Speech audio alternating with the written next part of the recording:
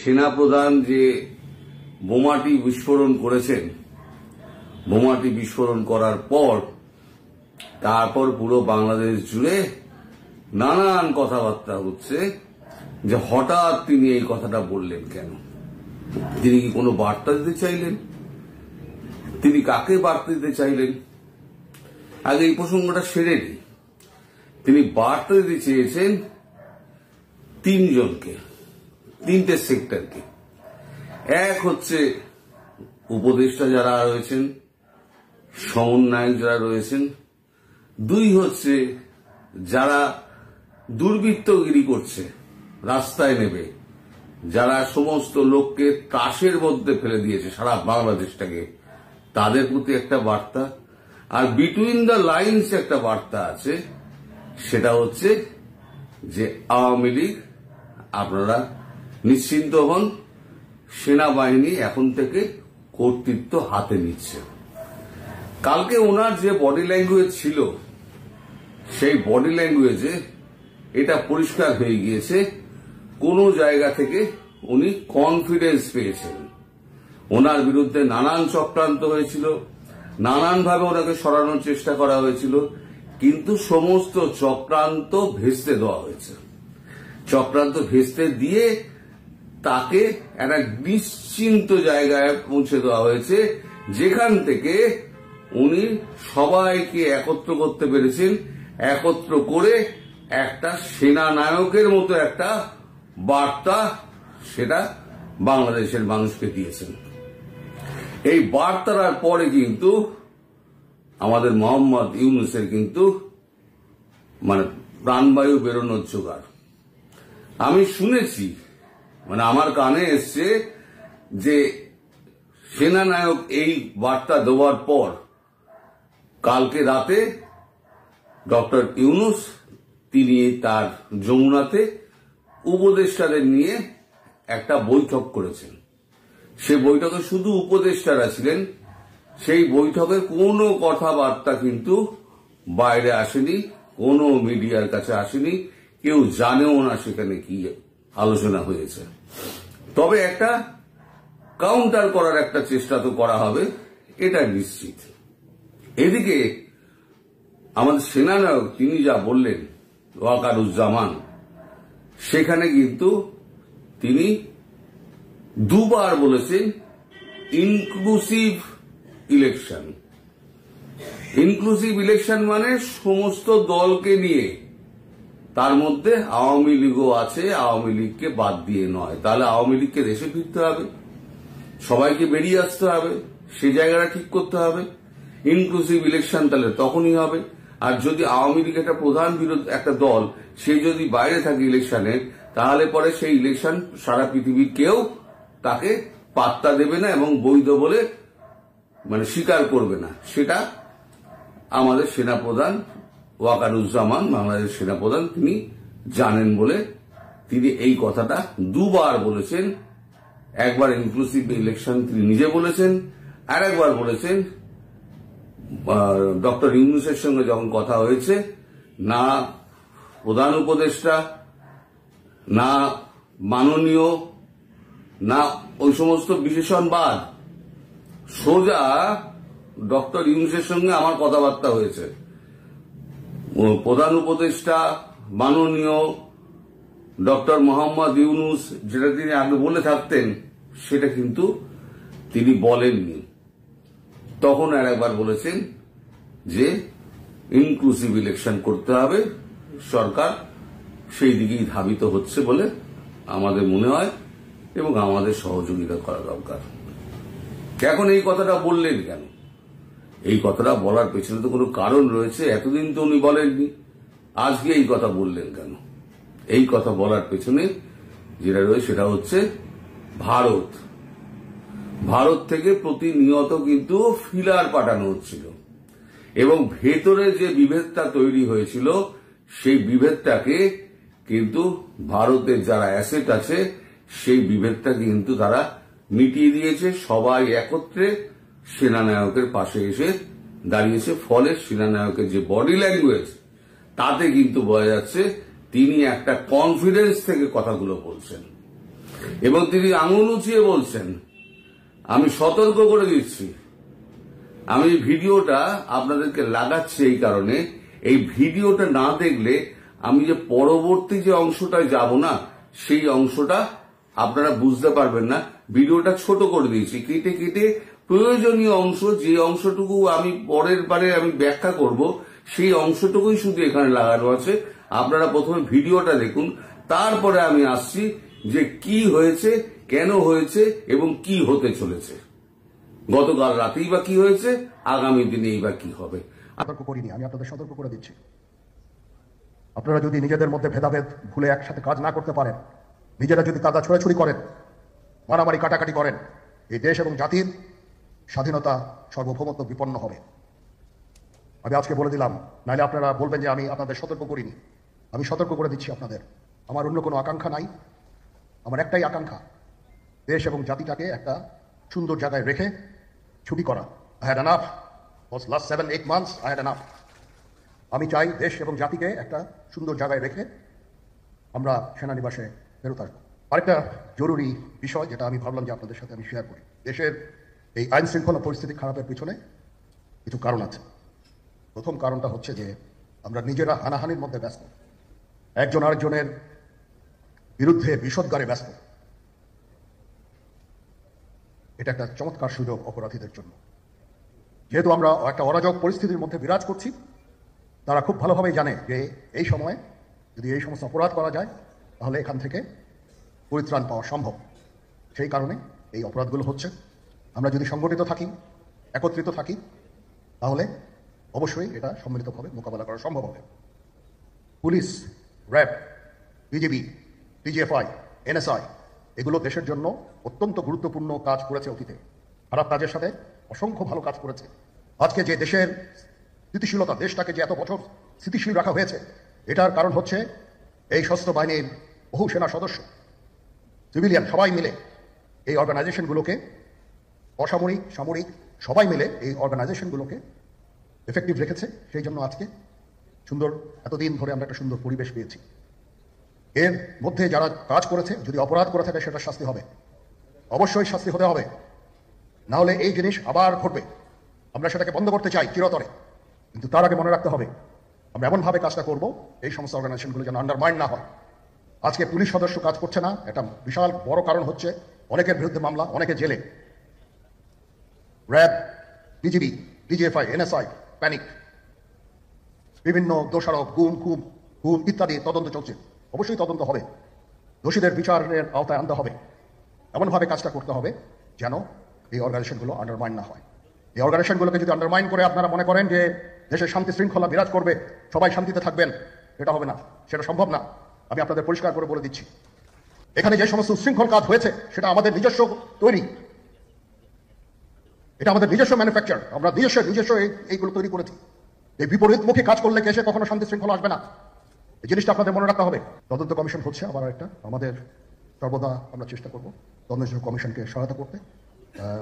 যে ধরনের সাহায্য সহযোগিতা প্রয়োজন হয় আমরা করব।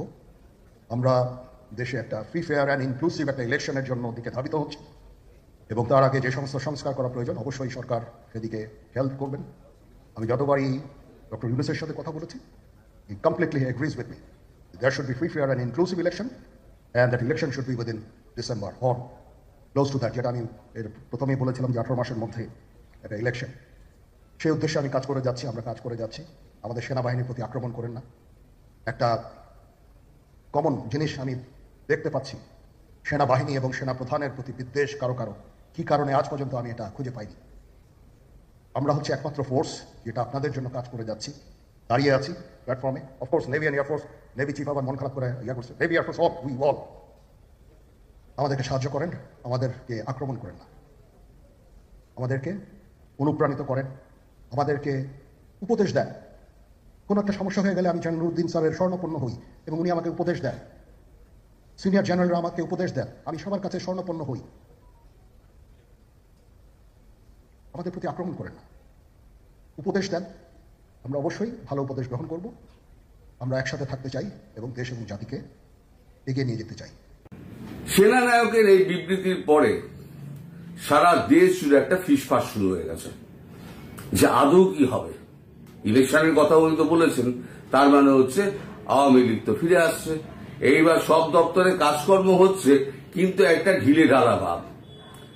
এবার গতকালকে রাত্রিবেলা, এবার মূল প্রসঙ্গে আসি, গতকাল রাত্রিবেলা গভীর রাতে একটা মিটিং হয়। সেই মিটিংয়ে ছিলেন আমাদের অজিত দোভাল এবং শেখ হাসিনা, আর এপারে ছিলেন আমাদের সেনাধ্যক্ষ যিনি আছেন ওয়াকারুজ্জামান, এবং তার সঙ্গে আরো দুজন, আমি সেই দুজনের নাম বলবো না কারণ জিনিসটা আরো খোলসা হয়ে যাবে। এই যে মিটিংটা হয়েছে এটা কিন্তু সাধারণ ফোনে হয়নি, এটা স্যাটেলাইটের মাধ্যমে হয়েছে। আমাদের যে ডিআরডিও একটা স্যাটেলাইট বার করেছে, মানে আকাশে রেখে দিয়েছে, সেটা হচ্ছে শুধু ভারতবর্ষের যত গভর্নমেন্ট অফিস আছে এবং মন্ত্রকগুলো আছে ওই স্যাটেলাইটটা ইউজ করে। ওখানে আর কেউ ঢুকতেও পারবে না, একেবারে সিকিউর স্যাটেলাইট। ওই নিজস্ব স্যাটেলাইটটা দিয়ে, তার জন্য অনেক টাকা খরচা করতে হয় ভারতবর্ষে, প্রচুর টাকা খরচা করবে, বছরে কয়েক বিলিয়ন টাকা খরচা করতে হয়। তো ওই স্যাটেলাইটটা দিয়ে এই সমস্ত কাজকর্মগুলো হয়, সিকিউর লাইন। এই সিকিউর ভিডিও কলে ওপারে ছিলেন ওয়াকারুজ্জামান এবং এপারে ছিলেন শেখ হাসিনা, বাংলাদেশের প্রধানমন্ত্রী, এবং পুরো ব্যাপারটা দ্বৈতভাবে কম্পেয়ার করেন অজিত দোভাল। এই মিটিং চলে প্রায় 28 মিনিট মতো, আমি যতটুকু জেনেছি, কম বেশি হতে পারে, দেখুন এটা আমি তো অত কারেক্ট খবর পাওয়া যায় না, 28 মিনিটের এদিক ওদিক হতে পারে, একটা কথাবার্তা হয়েছে। সেখানে গত কয়েকদিনের কি অবস্থা ছিল, এখন কি অবস্থা, এবং আগামী 7 দিনের রোড ম্যাপ শেখ হাসিনা তৈরি করে দিয়েছেন। অজিত দোভাল উপস্থিত ছিলেন, কিন্তু রোড ম্যাপটা তৈরি করে দিয়েছেন শেখ হাসিনা, যিনি বাংলাদেশের বৈধ প্রধানমন্ত্রী। তিনি 7 দিন বাদে এই 7 দিন বাদে আবার একটা মিটিং এর অ্যারেঞ্জমেন্ট হবে। সেই মিটিংয়ে এই যে রোড ম্যাপটা তৈরি হয়েছে, সেই রোড ম্যাপটা একটা করে টিক পড়বে, কটা হলো ঠিক হলো, কটা ঠিক হলো না, কটা বাকি রয়ে গেল, ঠিক হলো না মানে কটা বাকি রয়ে গেল। এখন এই মিটিংয়ে কি হয়েছে সে ডিটেলস যা আছে, সেই ডিটেলস তো আমাকে, প্রথম কথা আমি জানতে পারিনি, আমাকে বলবেও না, আর যদি জানি, যেটুকু জানতে পেরেছি সেগুলো বলার মতো নয়। তবে এটুকু আমি বলতে পারি যে সেনাবাহিনী এবার কড়া হাতে কিন্তু মোকাবিলা করবে, এবং সেটা বোঝানোর জন্য, সেনাবাহিনী নিজের ক্ষমতা বোঝানোর জন্য আগামী 7 দিনের মধ্যে দেখবেন সারা বাংলাদেশ জুড়ে কিন্তু ব্যাপক ধরপাকড় শুরু হয়েছে।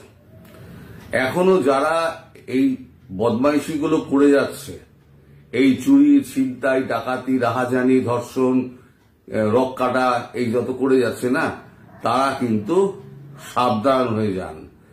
যাদের যাদের বাড়ি পুড়িয়েছেন, যাদের বাড়ি লুট করেছেন, তাদের কাছে গিয়ে ক্ষমা চেয়ে আসুন, কারণ পুলিশ হয়তো, সেনাবাহিনী হয়তো সবাইকে চেনে না, আপনাদের পাড়ার, আপনাদের এলাকার লোক কিন্তু আপনাদের সবাইকে সব চেনে।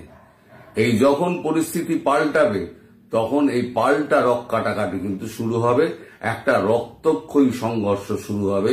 সেটা কিন্তু এড়ানোর জন্য একটাই পথ, যারা যা পাপ করেছেন গিয়ে স্বীকার করে আসুন যে আমরা ভুল করেছি, আমাদেরকে ক্ষমা করে দিন। মানুষ কিন্তু ক্ষমাশীল হয়। তো যাই হোক, এই সমস্ত ভালো কথা আপনারা শুনবেন কি শুনবেন না, এটা আপনাদের ব্যাপার, আপনারা যা ভালো বোঝেন আপনারা করবেন। এখন মোটামুটি আপনারা ধরে নিতে পারেন, যেভাবে ঘটনা এগোচ্ছে, 23 তারিখের মধ্যে, 23শে মার্চের মধ্যে প্রধানমন্ত্রী শেখ হাসিনা বাংলাদেশে ঢুকবেন।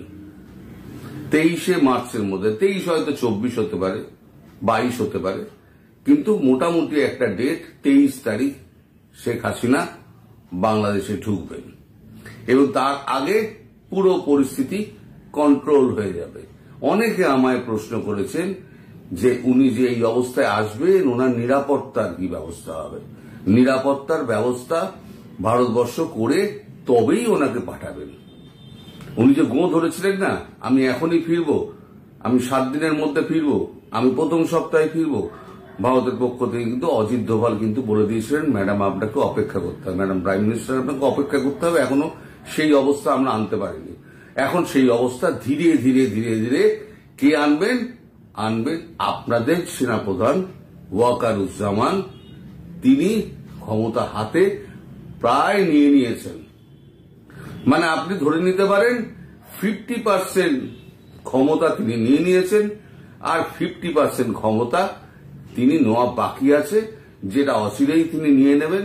নিয়ে 100% ক্ষমতা নিয়ে একটা কু বলা যাবে না, এটাকে কু বলা যাবে না, তিনি ক্ষমতাকে নেবেন, ক্ষমতাকে নিয়ে সেই ক্ষমতা উনি ট্রান্সফার করে দেবেন রাষ্ট্রপতি শাহাবুদ্দিন চুপ্পুকে। শাহাবুদ্দিন চুপ্পু যখনই রাষ্ট্রপতি হবেন তখন এই সরকারের এমনি তো অবৈধ, বৈধতা আরো থাকবে না, সরকার ভেঙে যাবে এবং তারপর দেখবেন উপদেষ্টা, আপনার মহা উপদেষ্টা, সমন্বয়ক, এদেরকে একে একে জেল যাত্রা করতে হবে।